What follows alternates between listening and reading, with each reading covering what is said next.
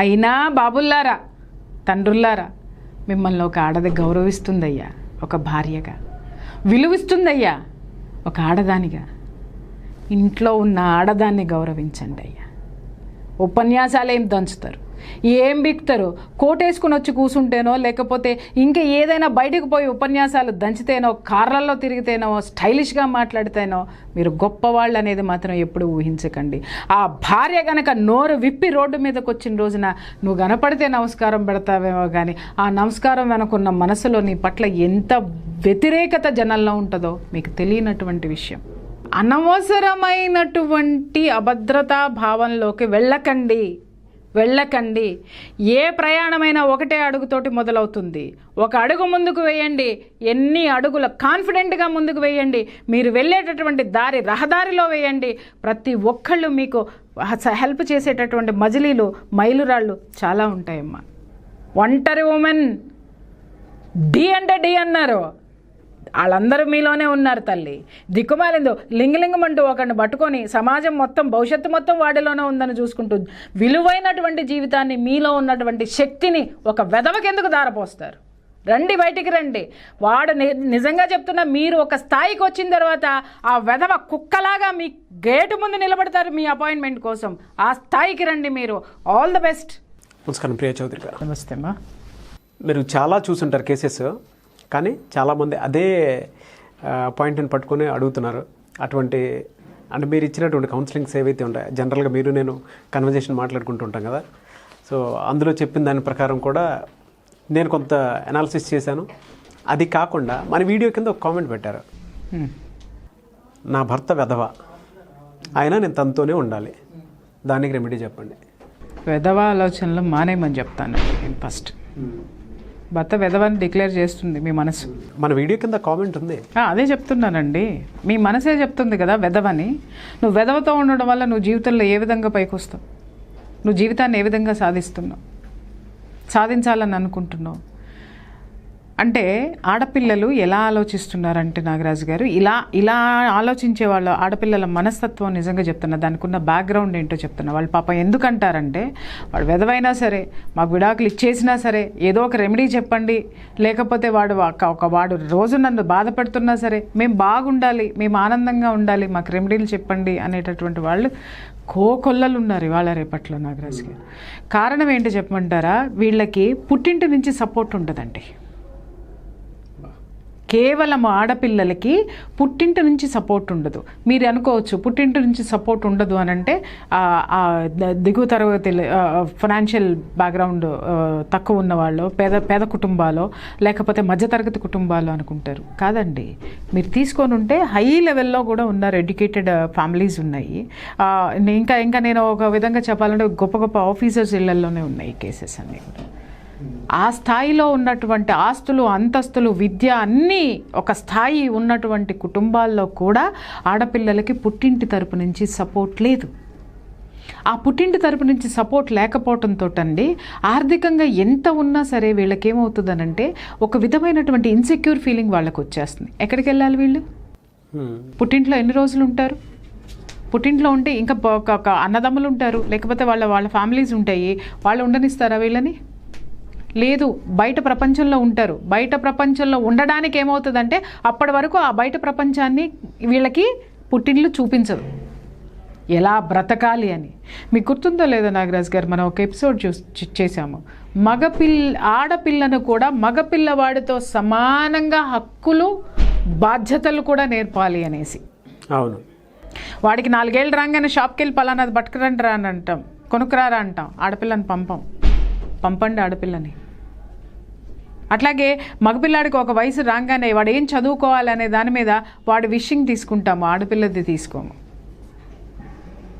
అట్లాగే వాడు స్కూల్కి వెళ్తున్నాడు, కాలేజ్కి వెళ్తున్నాడు అని అంటే వాడికి ఏం కావాలో, బైక్ కావాలో, కారు కావాలో కొనిస్తాం. ఎందుకు అనంటే ఆర్థికంగా వాడు ఈ ఇంటికి వారసుడు అని చెప్పేసి అని ఇక్కడి నుంచే మనం అన్నీ ప్రిపేర్ చేసి పంపిస్తున్నాం. కానీ ఆడపిల్లకి ఏం చెప్పి పంపిస్తున్నాం? పెళ్లి చేయాలి కదమ్మా, నీకు పెళ్లి చేయాలి కదమ్మా మీకు. అసలు వీటన్నిటికీ కారణం ఏంటంటే నాగరాజు గారు, చిన్నప్పటి నుంచి ఆడపిల్ల పుట్టగానే అన్యాయం జరుగుతుంది పుట్టింట్లో. అది ఎలాంటి కుటుంబం అయినా సరే, మీరు పేద కుటుంబంలో నుంచి తీసుకొని అనిల్ అంబానీ కుటుంబం వరకు వెళ్ళినా కూడా ఆడపిల్ల పుట్టగానే ఎక్కడున్నాడో దీన్ని చేసుకునే మహారాజు అంటారు, కానీ ఇది రేపు పొద్దున ఎంత గొప్పదవుతుందో అని అన్నారు. అదే మగపిల్లాన్ని పట్టుకోగానే వీడు కలెక్టర్ అవుతాడ్రా, లేకపోతే వీడు ఐపీఎస్ అవుతాడ్రా, బిజినెస్ మ్యాన్ అవుతాడ్రా, పెద్ద ఇంజనీర్ అవుతాడ్రా అని ఒక కెరీర్ని వాడి బ్రెయిన్లో పుట్టంగానే వాడి ఆరాస్ చుట్టూ పేర్ చేస్తారు.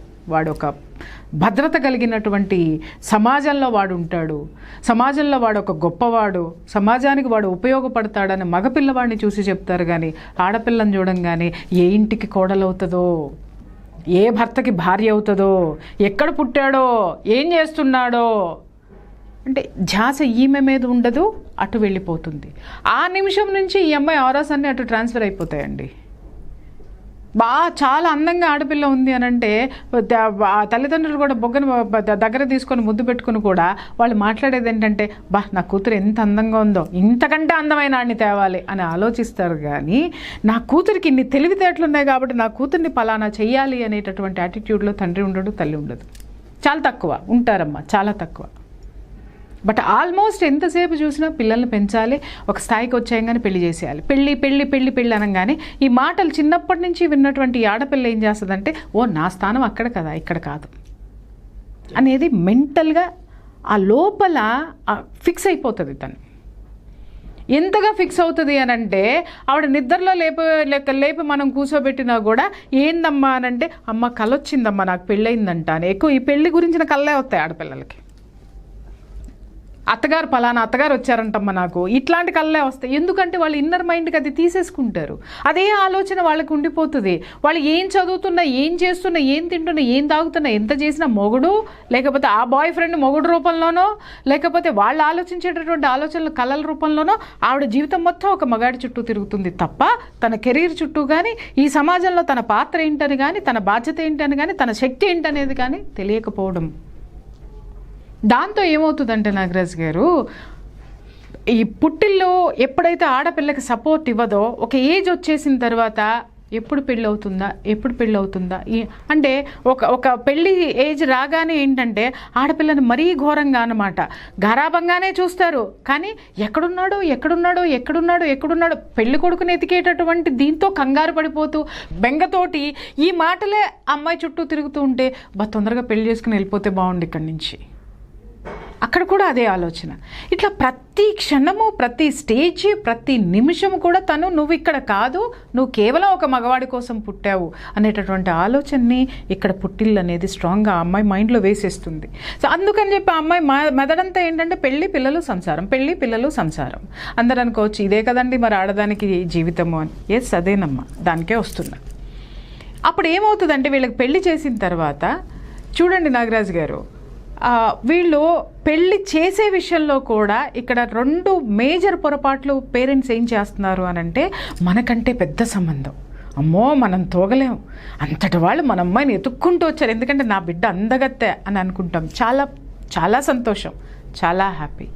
కానీ ఆ పెద్ద సంబంధాన్ని ఎప్పుడైనా ఎంతమంది ఆడపిల్లని ఇచ్చేటటువంటి వాళ్ళు ఆ కుటుంబాన్ని కానీ, ఆ పిల్లవాడిని కానీ, ఆ కుటుంబంలో ఉన్నటువంటి అత్తమామల యొక్క మనస్తత్వాలు కానీ, వాళ్ళ బిహేవియర్లు కానీ, వాళ్ళ క్యారెక్టర్స్ కానీ ఎంక్వైరీ చేసిన వాళ్ళు ఎంతమంది ఉంటారో అడగండి.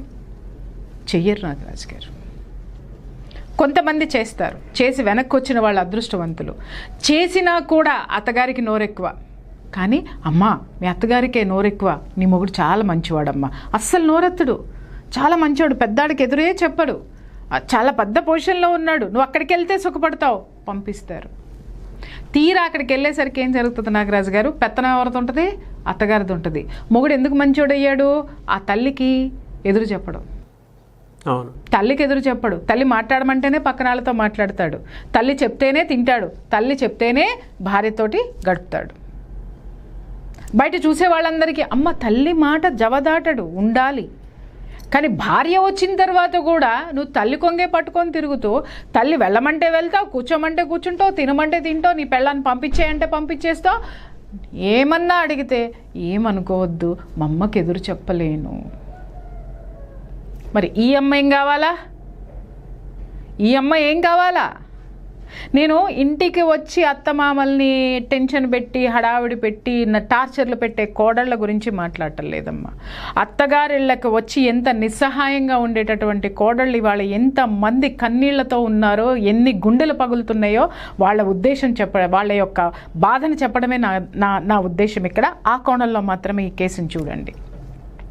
నాగరాజు గారు వచ్చేసరికి ఏమవుతుందంటే, ఇతను పూర్తిగా వ్యక్తిత్వం లేనటువంటి వ్యక్తి. డబ్బు ఉంటుంది, హోదా ఉంటుంది, లేదు మధ్యతరగతిలో ఉన్నాడు, ఒక ఉద్యోగం చేస్తున్నాడు, బట్ పెత్తనం మొత్తం అత్తగారిది, లేదు పెత్తనం మొత్తం మాంగారిది, లేదు పెత్తనం మొత్తం అత్తగారు మాంగారిది. ఇంకొక క్యారెక్టర్ కూడా వస్తుంది మధ్య మధ్యలో, ఏంటంటే ఆడపడుచు. అవును, ఓకే, బయట నుంచి నీ ఇంటికి వచ్చి శాశ్వతంగా నీ ఇంట్లో ఉండి నీ బాబోగులు చూసుకొని నీకు వారసులనిచ్చి నీ ఇంటి పేరుని నిలబెట్టేటటువంటి కోడలేమో నువ్వు అత్తగారు చచ్చేదాకా బయటదే. కానీ పెళ్లి చేసుకుని బయటికి వెళ్ళిపోయినటువంటి కూతురేమో అత్తగారు చచ్చేంత వరకు ఆ కూతురే, ఆ హక్కే. మరి ఈ బిడ్డ ఎవరి కోసం వచ్చింది? కన్న తల్లిదండ్రులు. నువ్వు 2 రోజులు ఆ కూతురు లేకపోలేదు, ఆ కూతురు కనపడలేదంటే ఈవిడ గిజగిజలాడిపోయి కూతురికి 4 ఫోనులు చేసేసుకొని మళ్ళీ పిలిపించేసుకొని 4 నెలలు ఇంట్లో పెట్టుకుంటుంది. మరి ఆ పిల్ల ఇంకొక అమ్మకి కన్న బిడ్డే కదా.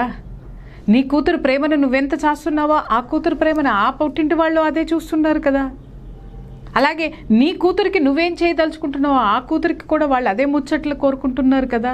నీ కూతురు ఎంత గొప్పగా ఉండాలని అనుకుంటున్నావో వాళ్ళు అదే అనుకుంటున్నారు కదా. అక్కడ కొన్ని మైనస్లు, రైట్, అది పడుతుంది ఆ పిల్ల. ఆ బాధలు కూడా ఉంటాయి.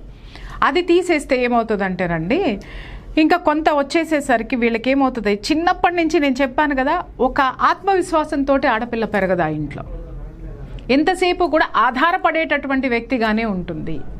ఆధారపడేటటువంటి వ్యక్తిగా వీళ్ళు ఆస్తులు ఇచ్చి పంపించేటప్పుడు కూడా ఏం చెప్తారు అని అంటే, అల్లుడు గారికి, మాంగారికి.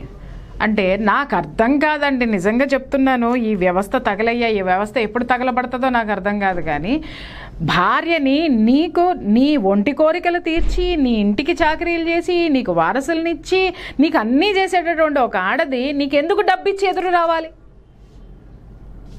ఇంకా పచ్చిగా మాట్లాడాలంటే నీతో పడుకోవడానికి డబ్బు కట్టి పడుకోవాలనా? నీకు చాకరీలు చేయడానికి డబ్బు కట్టి చాకరీలు చేయాలనా? నీకు వారసులను కనడానికి మళ్ళీ పుట్టింటికి పోయి ఆ ఖర్చులు కూడా భరించి నీకు తీసుకొచ్చి వారసులను ఇవ్వాలనా? ఎక్కడ దాష్టికం అండి ఇది భరించాలి అని అంటే. భరించే వాళ్ళు బాగానే ఉంటారండి, ఇచ్చిపుచ్చుకునే వాళ్ళు బాగానే ఉంటారు. ఇవ్వనాళ్ళ పరిస్థితి ఏంటి? ఇచ్చిన తర్వాత కూడా కష్టాలు పడేటటువంటి ఆడదాని గురించి మాత్రమే నేను ఇక్కడ మాట్లాడుతున్నాను. నేను ఒక అస్తిత్వం అనేది ఆ అత్తగారింట్లో చాలా వరకు దొరకనటువంటి పరిస్థితులండి ఇవి. అయినా సరే ఆడపిల్ల వెనక్కి రాదండి. అవును, ఎంత మనసు చంపేసుకుంటుంది. ఎందుకు అంటే పుట్టిల్లు పరాయిల్లు అవుతుంది ఆడపిల్లకి. అదే దౌర్భాగ్యం.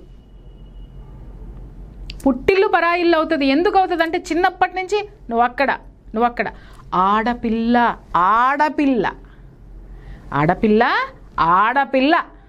ఈడపిల్ల కాదు, మన పిల్ల కాదు అనేటటువంటి మనస్తత్వంలో ఉంటారు. ఇంకొకటి ఏంటి అనంటే, సో ఈ పరిస్థితులు ఇలా ఉన్నాయి. పుట్టింటి నుంచి సపోర్ట్ దొరక్కపోవడం. ఇంకొకటి కూడా కొండకచో ఏమవుతుందంటే నాగరాజు గారు, పుట్టింట్లో కూడా పెద్దవాళ్ళు ఏంటంటే సమాజానికి కొంత భయపడతారు. పరువు రోడ్డును పడ్డాము అని అంటే, ఆడపిల్ల కోసం రోడ్డును పడ్డాము అంటే రేపొద్దున పరువు ఉండదేమో, నలుగురు 4 విధాలుగా అనుకుంటారేమో. రేపొద్దున మనం నోరు పారేసుకున్నామంటే అతను ఎదురు తిరిగాడు అని అంటే మన పిల్లను మనం తెచ్చి ఇంట్లో పెట్టుకోవాలేమో. అవును, మా ఇంట్లో పెట్టుకుంటే అది ఈ సంఘంలో సమాజంలో ఒంటరిగా ఎలా బతుకుతుంది? కష్టమో నష్టమో, చావో బ్రతుకో, ఆడే చావు, అక్కడే చచ్చిపో.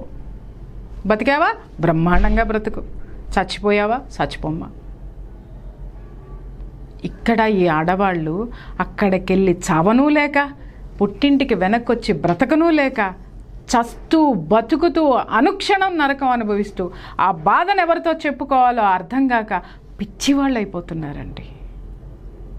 నిజంగా మనం గనక ఒక్కసారి ఇట్లాంటి వాళ్ళందరినీ ఒక చోట పిలిచి నాగరాజు గారు ఒక పెద్ద హాల్లో మీటింగ్ ఏర్పాటు చేసి ఏమనద్దండి, ఒక్క 5 నిమిషాలు అందరూ ప్రశాంతంగా ఉండండి, మీరు చాలా బాగున్నారా, మీరు ఎలా ఉన్నారని ఒక్క క్వశ్చన్ అడగండి, ఆ హాల్ మొత్తం ఏడుపులతో నిండిపోతుంది నాగరాజు. నిజమండి.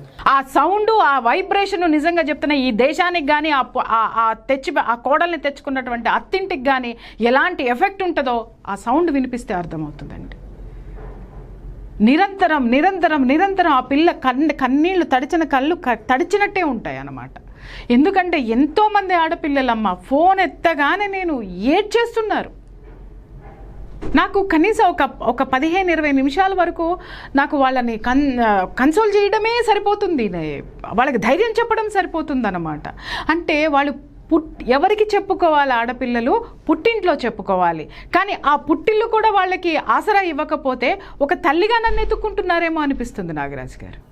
అవునండి. ఎంతమంది ఆడపిల్లలు అంటే నాకు కూడా ఒక్కొక్కసారి ఏడుపు వస్తుంది, వాళ్ళ ఏడుపింటుంటే కోపం వస్తుంది పుట్టింటి మీద. కనీసము ఈ ఆడపిల్లల కన్నీళ్లు కూడా తుడవలేనటువంటి తల్లిదండ్రులు దేనికోసం అండి? బిడ్డల్ని కని దేనికోసం? అక్కడ ఓదార్పు దొరకదు, అక్కడికి వెళ్ళి అవమానాలు పడాలి, ఆర్థికంగా అక్కడ కష్టాలు పడాలి. ఇక్కడ ఉంటే టైంకి ముద్దేస్తాడు కదా వీడు. ఇక్కడుంటే సమాజంలో నేను కూడా ఒక గృహిణిని, ఒక వివాహితని, ఒక గొప్పదాన్ని అనేటటువంటి ఫీలింగ్ సమాజం నుంచి ఉంటుంది కదా. ఇది ఇక్కడే ఉంటే నా పిల్లలు రేపొద్దున తండ్రి లేకుండా ఉండకుండా ఎక్కడో ఒక చోట తండ్రి నీడలో పిల్లలు ఉంటారు కదా వీళ్ళు. ఇక్కడే చద్దాం. కానీ ఆ చావు బతుకు మధ్య ఉండే జీవితం ఉంటుంది చూసారా నాగరాజు గారు, నిత్యం నరకమే ఆడపిల్ల, నిత్యం కన్నీళ్ళే ఆడపిల్ల. ఈ మగ పుంగవులు నిజంగా చెప్తున్నాను రా అయ్యా, మీరు చచ్చి ఏ లోకానికి పోతారో కానీ మీ భార్యల్ని ఏం చేస్తున్నారో, మీ భార్యలని నేను మాట్లాడిన ఒక ఆడదాని కన్నీళ్లతోటి తడుస్తున్నారు, మునిగి తేలుతున్నారు. బాగా చూసుకునే మగవాళ్ళని నేను అనట్లేదండి. ఎంత నీచం అంటేనండి, భార్యని మాట్లాడతారు అనంటే ఒక్కొక్కసారి వాళ్ళ మాటలు విని ఏడుస్తుంటే కొంతమంది నన్ను అమ్మ అని పిలుస్తారు. అమ్మ ఇలా మాట్లాడుతున్నాడమ్మా, అమ్మ ఇలా ఎట్లా తట్టుకోవాలి, అయినా సరేనమ్మా కలిసే ఉండాలమ్మా నేను, నాకు ఏదన్నా చెప్పండి.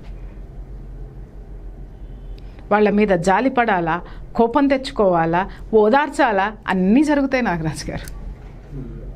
ఎందుకంటే ఆ ప్లేస్లో ఒక తల్లి స్థానం నాకు కనిపిస్తుందేమో అనిపిస్తుంది నిజంగా. ఆ భరోసా ఇవ్వాల్సినటువంటి అవసరం ఉంది. బట్ మీరు అడిగారు కదా, ఇవి కారణాలు. భర్త ఎదవే, నేనుండాలి. కానీ ఇప్పుడు నేను ఆడపిల్లల విషయానికి వస్తున్నా. వాళ్ళందరికీ కలిపి ఈ ప్లాట్ఫామ్ మీద నేను చెప్పదలుచుకున్నది ఏంటంటే, ఉండండి అమ్మ, భర్తతో కలిసి ఉండాలి అనుకునేటటువంటి మీ యొక్క మనస్తత్వం చాలా గొప్పది. కానీ మిమ్మల్నిగా భార్యగా స్వీకరించలేనటువంటి ఆ భర్త దగ్గర, ఆ మగాడి దగ్గర ఎన్నాళ్ళని చస్తూ బతుకుతూ ఉంటారు? ఒక్క మాట చెప్పండి నాకు. ఇంకొక విషయము నాగరాజు గారు, వీళ్ళ పిల్లలు కూడా ఏమవుతుందో తెలుసా? వీళ్ళు ఏమనుకుంటారు, నా భర్త దగ్గర ఉంటే చాలు, నా పిల్లలు పెరుగుతారు, నా పిల్లలకి మంచి ఇది ఉంటుంది, నేను సమాజంలో ఎలాగోలా బతికేస్తాను. ఇంకొకటి ఏంటంటే, బంధువులు అనేటటువంటి రాబందులు ఉంటాయి కొన్ని. అవునండి. ఆ రాబందుల నుంచి తప్పించుకోవడం కోసం కూడా ఇక్కడుంటే ఒక్కడే కదా, బయటికి వెళ్తే 100 మందితో పడాలి కదా. కాబట్టి వీడే కావాలి. భర్తల్లారా, మీ యొక్క స్థానం ఎంత గొప్పదో చూడండి. ఒక భార్య ఎంత గొప్పగా మీకు ఆ స్థానాన్ని ఇస్తుంది. ఒక రక్షకుడి స్థానంలో ఉన్నటువంటి మీరు మీ భార్యలకి ఎలాంటి విలువనిస్తున్నారో కొంచెం ఆలోచించండి అయ్యా, ఆలోచించండి ఫస్ట్. ఈ భయాలతోటి నాగరాజు గారు ఇక్కడే ఉంటాను నేను, కానీ బాగుండాలి. ఎక్కడన్నా అవకాశం ఉంటుందేమో, ఏ అమ్మన్నా చెప్తుందేమో, ఏ అయ్యన్నా చెప్తాడేమో, ఏ దేవుడన్నా వరమిస్తాడేమో, ఏ ప్రకృతి అన్నా ఒక అద్భుతం చేస్తుందేమో నా జీవితంలో అని చెప్పేసి అని ప్రతి నిమిషము, ప్రతి క్షణము ఆ పిల్ల కార్చే ప్రతి కన్నీటి బొట్టులో ఈ ప్రశ్నలు ఎత్తుక్కుంటూ ఉంటుంది. ఒక ఆడదాని కన్నీళ్లలో బ్రతుకుతూ మీరు సాధించేది ఏందయ్యా? ఏం సాధిస్తున్నారు? మీరు తాళి కట్టినటువంటి భార్య మనసులో ఒక విలువని సాధించుకోలేని మీరు సమాజంలో ఏం సాధించగలరు? కొంతమంది ఉంటారు నాగరాజు గారు, అసలు స్త్రీ జనోద్ధరణకి వచ్చేస్తారు చూసారా బయట. చాలా క్యారెక్టర్లు చూశానండి నేను. ఈ టైం వచ్చింది, బాగా అడిగినారు మీరు. బయట చూస్తే ఉమెన్ గురించి విపరీతంగా దంచుతారండి ఉపన్యాసాలు. దాని దుంపదగా అసలు అమ్మ జీవితంలో అసలు వీడనేవాడు మా కోసమే పుట్టేసినాడు కదా అనేసి ఆడవాళ్ళందరూ కూడా దేవుళ్ళ లెక్క చేతులెత్తి మొక్కాలన్నంత గొప్పగా స్పీచ్లు ఇచ్చేస్తూ ఉంటారు. కానీ ఇంట్లో ఆడదాన్ని గౌరవించటం అనేది వీళ్ళ బతుకి ఒక్క వెంట్రుక వాసితో కూడా పొరపాటును కూడా భార్యను గౌరవించేటటువంటి లక్షణాలు ఎక్కడ వెళ్ళకుండా. సమాజంలో చాలా గొప్పగా ఉంటాడు ఆ పెద్ద మనిషి. భార్య పోయి చెప్పిన ఊరుకోమ్మ, ఆయన ఆడవాళ్ళంటే చాలా గౌరవిస్తాడు, ఇస్తాడు. ఎందుకు ఇస్తాడో తెలుసా అండి? చప్పట్లు కొట్టాలి కదా, వాడికి ఒక గుర్తింపు కావాలి కదా. ఈజీగా ఈ దునియాలో పేరు ఎవరికైనా వస్తుందంటే ఆడవాళ్ళ తరపున కొట్లాడినాడికి ఈజీగా పేరు వచ్చేస్తుంది, ఒక పెద్ద సెక్యూరిటీ ఏర్పడిపోతుంది. కాబట్టి అది దొరుకుతుంది వాడికి. Yes, it's true. నిజమే. దాన్ని ఎత్తుకుంటాడు. కానీ అయ్యా నేను అడుగుతున్నాను, కొంతమంది, స్వామి అందరూ కాదు, కొంతమంది భర్తలు వాళ్ళ అడ్రస్లు కూడా నాకు తెలుసు. నిజంగా చెప్తున్నాను, నీ భార్యకే మిలివిచ్చినవయ్యా, అది ఎంత ఏడుస్తుందో ఇంట్లో ఒక్కసారి చూడుపో. నీ కూతురికి ఏ స్వతంత్రం ఇచ్చినావు చూడు, ఆ బిడ్డ ఎంత ఉసురుమంటూ ఉంటుందో కొంపలో చూడు. వీళ్ళు మాత్రము స్త్రీ స్వేచ్ఛ గురించి, స్త్రీ స్వాతంత్రం గురించి మైకులు బద్దలయ్యేటట్టు, స్టూడియోలు ఈసిరిపోయి బీటలు వారేటట్టు ఉపన్యాసాలు ఇచ్చేస్తారు. వాళ్ళ కోసం గొంతులు చించుకుని, చొక్కాలు చించుకుని రోడ్డు మీద పడిపోతారు. ఇంట్లో భార్యని గౌరవించరు. నిజం. దేనికోసం ఇది? వాడి ఐడెంటిటీ కోసం. ఇలాంటి గోముఖ వ్యాఘ్యారాలు చాలా ఉన్నాయి తెలుసా అండి. ఆవు ముఖం పెట్టుకున్నటువంటి పులులు, ముఖం కప్పుకున్నటువంటి పులులు సమాజంలో బోల్డ్ ఉన్నాయి. అవి భార్యలకి తెలుసండి. అయినా బాబుల్లారా, తండ్రుల్లారా, మిమ్మల్ని ఒక ఆడది గౌరవిస్తుందయ్యా, ఒక భార్యగా విలువిస్తుందయ్యా, ఒక ఆడదానిగా. ఇంట్లో ఉన్న ఆడదాన్ని గౌరవించండి అయ్యా. ఉపన్యాసాలు ఏం దంచుతారు, ఏం బిక్తారు, కోటేసుకుని వచ్చి కూర్చుంటేనో, లేకపోతే ఇంకా ఏదైనా బయటకు పోయి ఉపన్యాసాలు దంచితేనో, కార్లలో తిరిగితేనో, స్టైలిష్గా మాట్లాడితేనో మీరు గొప్పవాళ్ళు అనేది మాత్రం ఎప్పుడు ఊహించకండి. ఆ భార్య గనక నోరు విప్పి రోడ్డు మీదకి వచ్చిన రోజున నువ్వు కనపడితే నమస్కారం పెడతావేమో, కానీ ఆ నమస్కారం వెనుకున్న మనసులో నీ పట్ల ఎంత వ్యతిరేకత జనంలో ఉంటుందో మీకు తెలియనటువంటి విషయం. ఇట్స్ ట్రూ నాగరాజు గారు. ఆడది రోడ్డు మీద పడనంత వరకే మగాడు చాలా గొప్పగా, గౌరవంగా, గర్వంగా తిరగగలుగుతాడు. రోడ్డు మీద పడిన రోజున ఏం జరుగుతుందండి? ఎక్కడుంటాడండి? ఏ విలువ ఉంటుందండి? ఆడదాన్ని గౌరవం, దాని ఆస్తి కావాలి, దాని సపోర్ట్ కావాలి. కానీ అది మాత్రం వద్దు. వీడు దేన్ని కోరుకుంటాడు? తాను వలచిందే, ఏదో సామెత ఉంది కదా, మెచ్చింది రంబ వలచింది ఇంకేదో అని చెప్పేసని. ఇంట్లో భార్య ఎంత అందంగా ఉన్నా, లేకపోతే ఎంత గొప్పదైనా, ఎంత చదువుకున్నదైనా అది వద్దు. ఎంగిలి కూడా బయట దొరుకుతుంది. ఎంగిలి ఇస్తరాకులు కొన్ని ఉంటాయి చూసారా, ఆ ఎంగిలి ఇస్తరాకుల వైపు ఈ కుక్కలు పోతాయి అన్నమాట. అయినా సరే అది ఎంగిలి ఇస్తరాకు వైపుకి వెళ్ళిన కుక్క అయినా సరే డాబర్ మ్యాన్ లాగా చూసుకుంటుంది భార్య, తనను కాపాడేటటువంటి డాబర్ మ్యాన్ లాగా చూసుకుంటుంది. అది గుర్తించండి. Because insecurity of life. ఇది అంతా మనం పరిస్థితులను మాట్లాడుకున్నాం. ఆడపిల్లలు ఇలాంటి వ్యక్తిత్వం లేనటువంటి మగవాడి దగ్గర బ్రతకాలి అని మీరు అనుకోవడం అనేది మీ అమాయకత్వం కావచ్చు, మీ నిస్సహాయత కావచ్చు, లేదా మీ మంచితనం కూడా కావచ్చమ్మా. కానీ ఇట్లాంటి మనుషులతోటి జీవితాంతం మీరు జీవితాన్ని సాగదీస్తే ఇదే తండ్రి యొక్క ఆలోచనలు, తండ్రి యొక్క పోకడలు నాగరాజు గారు పుణికి పుచ్చుకున్న పిల్లలు చాలామంది ఉన్నారు. అవును. ఆ తర్వాత మీకు 2 కోణాలు చెప్పాలి. మీరు ఒకటే అడిగారు క్వశ్చన్, నేను ఇంకొకటి కూడా చెప్తా. ఇప్పుడు మీరు నా భర్త ఎదవే, నా భర్తతోనే ఉండాలని అడిగేటటువంటి క్యారెక్టర్స్ ఒక 30 ఇయర్స్ లోపే ఉంటాయి, లేదా ఒక 35 ఇయర్స్ లోపు ఉంటాయి. ఇప్పుడు ఇంకొక other side of the coin వస్తుంది. 45 ఇయర్స్ తర్వాత కొన్ని క్యారెక్టర్స్ వస్తాయి మన దగ్గరికి. కొంతమంది వస్తారు, అమ్మా భర్త సేమ్ స్టోరీ వింటాం మనము, సేమ్ స్టోరీ వింటాము. ఎట్లా వింటామో, ఎదవైనా సరే అతనితోనే ఉన్నానండి, కానీ చివరికి పిల్లలు కూడా ఇలాగే అయిపోయినారండి, నేను అప్పుడు మొగుడు కొట్టేవాడండి, ఇప్పుడు వీళ్ళు పెద్ద అయిన తర్వాత వీళ్ళు కొడుతున్నారండి. అప్పుడు మొగుడు నన్ను ఎగతాళి చేశారండి, ఇప్పుడు వీళ్ళు కూడా ఎగతాళి చేస్తున్నారండి. తండ్రి అచ్చం తండ్రి ఎలా ఉన్నాడో పిల్లలు కూడా అలాగే ఉన్నారండి. ఏం చెయ్యాలమ్మా ఈ జీవితంలో? నేను ఎట్లాగైనా సరే ఇప్పుడు ఏదో ఒక అద్భుతం జరిగిపోయి నా కాపురం బాగుండాలి. ఏం జరుగుతుంది? అద్భుతం నువ్వే చేసుకున్నావు కదా. అవును. ద డే వన్ నీ భర్త తప్పు చేశాడు అన్న రోజున సమర్థించుకున్నావు నువ్వు.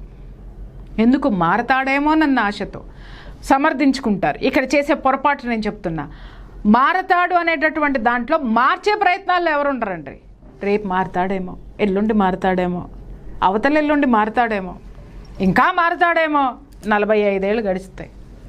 నువ్వు ఏ ప్రయత్నాలు చేసావు? నేను అన్నీ చేశానండి, నేను నిలదీశానండి, లేకపోతే నేను ఇంకొకటి చేశా. ఒక తప్పు చేశాడు, 2 తప్పు చేశాడు, 1 పొరపాటు అనుకున్నావు, 2వది గ్రహపాటు అనుకున్నావు, 3వది చేసిన రోజున అలవాటు అనుకున్నావు కదా. తెలిసింది కదా. ఆ అలవాటుని మాన్పించాలి అనంటే ఏం చేయాలి నాగరాజు గారు? వాడు గవర్నమెంట్ ఆఫీసర్ అయితే హయ్యర్ అఫీషియల్స్కి రిపోర్ట్ చేయి. వాడు ఉద్యోగం పీకేదాకా తీసుకెళ్ళు, వీలైతే పీకిచ్చు, మూసుకుని కూర్చుంటాడు ఇంట్లో. నువ్వు చేసావా? చెయ్యవు. ఎందుకంటే నీకు ఆధారం ఈ ఉద్యోగం కాబట్టి గమ్మున కూర్చున్నావు. వాడు ఎందుకు మారుతాడు? వాడికి కావాల్సిన వనరులు ఉద్యోగం రూపంలో నీకు వస్తున్నాయి కదా, లేదా వ్యాపారం రూపంలో వస్తున్నాయి, లేకపోతే ఇంకొక రూపంలో అతనికి ఆ దండిగా అందుతున్నప్పుడు నిన్ను చూడాల్సిన అవసరం ఏంటి? అతనికి అర్థమైపోయింది నీకు అతను తప్ప వేరే ఎవరు లేరు, గతి లేరు అని అనుకున్న తర్వాత నిన్ను ఇంకా ఆడుకుంటూ మొదలుపెట్టాడు. అతనికి సపోర్టివ్గా పిల్లల్ని తీసుకుంటాడు. మరి ఆ ఇంట్లో అతనికి సపోర్ట్ కావాలి కదా రాను. అందుకని ఏంటంటే, అరే మీ అమ్మ అట్లా, మీ అమ్మ ఇది, ఒరే అది అట్లాగరా, ఇది ఇట్లరా, అదే అట్లా ఆ రోజు అలా చేసిందిరా, ఇప్పుడు ఇలా చేసిందిరా అని చెప్పి పిల్లలకి నూరు పోసి పూర్తిగా పిల్లల్ని కూడా తల్లి మీదకి విరక్తి చెందితే నేనేమంటానంటే, అమ్మ బ్లంట్గా చెప్తున్నా, 30 ఏళ్ళప్పుడో 35 ఏళ్ళప్పుడో వెనక్కి వచ్చేస్తే మీకు ఒక ఓపిక ఉంటుంది మీ పిల్లల్ని పెంచుకుంటానికి, మీరు ఏదైనా స్వతంత్రంగా బ్రతకడానికి. ఈ 45 ఏళ్ళు దాటిన తర్వాత బయటకు వచ్చి బ్రతకనూ లేరు, కష్టపడనూ లేరు, అట్లాగని దాంట్లో ఉండనూ లేరు. అది ఇంకా భయంకరమైనటువంటి నరకం. చివరికి ఎక్కడికి పోతున్నారు? ఆ సమయంలో అనాథ శరణ ఓల్డ్ ఏజ్ హోములకి చేరుతున్నారు. ఇది 40-45 ఏళ్ళకే. అవును. ఎందుకనంటే వాళ్ళకి ఆర్థిక స్వాతంత్రం ఉండట్లేదు. ఎందుకంటే మొత్తం వాళ్ళే చేతులారా నాశనం చేసుకున్నారు. ముందర తెంచుకుంటేనేమో బంధాలు పోతాయి, సాగదీసుకుంటూ వస్తేనేమో జీవితం పోతుంది. ఏం చెయ్యాలి? కరెక్ట్ టైంలో కరెక్ట్ డెసిషన్ తీసుకోవాలి. అతనికి వ్యక్తిత్వం లేనప్పుడు, వెన్నెముక లేనటువంటి క్యారెక్టర్ అనేటటువంటి వెన్నెముక లేనటువంటి వ్యక్తితోటి మీరు జీవితాంతం కష్టాలు పడే కంటే ఒక ఆత్మవిశ్వాసంతో బయటికి వచ్చి మీరు ఒక కెరీర్ని ఎందుకు ఎంచుకుని దాని మీద ఎందుకు కాన్సన్ట్రేట్ చేయరు? మీలో ఉన్నటువంటి ఆత్మవిశ్వాసాన్ని మీ జీవితాన్ని మలుచుకునే వైపు కనుక మొదట్లో వ్యతిరేకతే వస్తుందమ్మా. భర్త ఉంటే ఇబ్బందులు పడుతున్నారు కాదని నేను అనట్లేదు, కానీ నేను ఒకటే చెప్తున్నాను, వీళ్ళకి రెమెడీ ఏంటి అని అంటే నాగరాజు గారు, బయటకు వస్తే 10 మందితోటి బ్రతకాలి. ఎందుకంటే బయట ప్రపంచాన్ని పేరెంట్స్ చూపించరు. పేరెంట్స్ తప్పు దీంట్లో చాలా ఉందండి. పేరెంట్స్ చూపించరు కాబట్టి ఆ పిల్ల చచ్చినట్టు అక్కడే పడి ఉండాలి. అంటే మీరు ఎందుకు కన్నారు బిడ్డల్ని?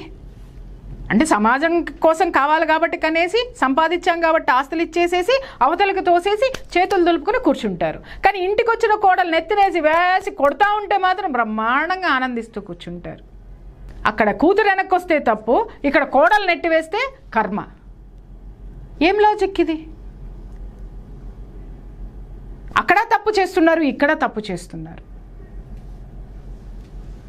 ఆత్మవిశ్వాసంతో మీరు బ్రతకదలుచుకుంటే, ఇలాంటి వెధవల కింద బ్రతుకుతూ జీవితాల్ని నాశనం చేసుకుంటే కంటేనమ్మా, తెలివితేటలు ఉపయోగించి ఆత్మవిశ్వాసంతో మీకంటూ ఉన్నటువంటి వృత్తిలోనో లేకపోతే మీకంటూ ఉన్నటువంటి ఆర్థికపరమైనటువంటి స్వేచ్ఛను ఉపయోగించుకొని వీళ్ళు జీవితంలో నిలదొక్కుంటే, వీళ్ళ జీవితంలో వీళ్ళు ఫేస్ చేసినటువంటి కష్టాలను కనుక కెరీర్ మీద ఎఫర్ట్స్ కింద పెడితే నాగరాజు గారు, వీళ్ళు 10 మందికి దారి చూపించగలరు. మొదట్లో కష్టాలే ఉంటాయి నాగరాజు గారు.